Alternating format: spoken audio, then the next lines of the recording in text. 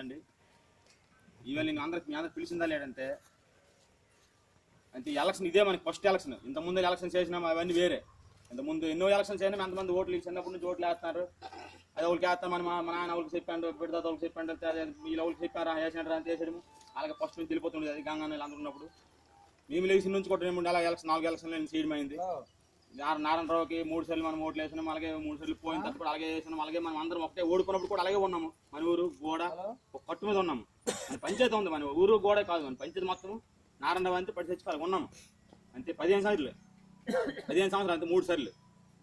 అయితే ఒకసారి గెలిచినాడు, కింద సారి కూడా మళ్ళీ వేసినాం, మనం అలాగే వేసుకున్నాం. అది అలాగే ఓడిపోవడం ఇది అయిపోయింది. అతని మన కోసం అలాగే ఉన్నాడు, అతని కోసం మళ్ళీ వదిలితే ఈవేళ నేను 5 సార్లు ఉన్న తర్వాత ఈ జన అంతే మళ్ళీ పంచాయతీలోన అందరూ మళ్ళీ నాకు బతిమాలి నువ్వే ఉండకపోతే అవ్వదు, మరి ప్రిజర్ అవుద్ది అనేసి అందరూ అతను నాకు మళ్ళీ బతిమాల జరిగింది. పంచాయతీ మొత్తం జనాలు బతిమాలారు, అతను బతిమాలాడు.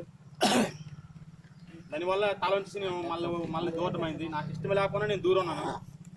అది ఎవరి వల్ల అంటే మన ఊరు గోడ వల్ల.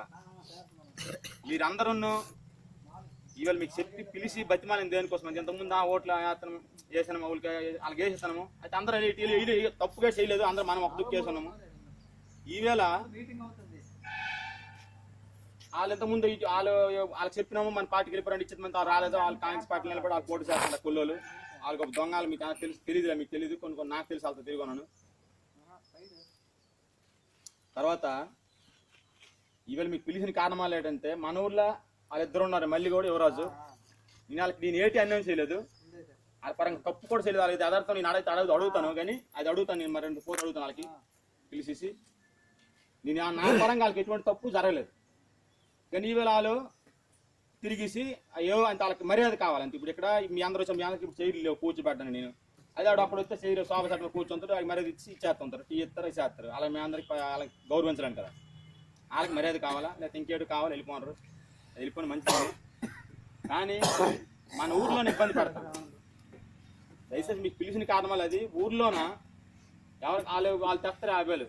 మా ఊర్లో 50 కొనేస్తాము, గోడ మీద కలిపి 100 ఒకటి కొనేస్తాము, 50 కొనేస్తాము, 1,00,000 రూపాయలు 50 తెస్తారు, ఓట్లు 1000 రూపాయలు మీకు ఎంత అదంత ఇదంత ఇస్తామని చెప్తున్నారు, తిరుగుతున్నారు.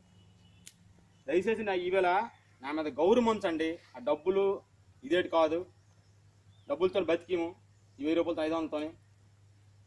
నాకు విలువ ఉంచాలి, నా గౌరవం ఉంచాలి. మన ఊరుగా పౌరుషం అంతే. ముందు ఒకసారి అంటే మొత్తం 300 ఓట్లు అయితే 300 ఓట్లు ఒక్క బీజేడీకి పడ్డాయి, ఒక్క మిల్లి గుడ్డు ఆవిడ కాంగ్రెస్ కేసు.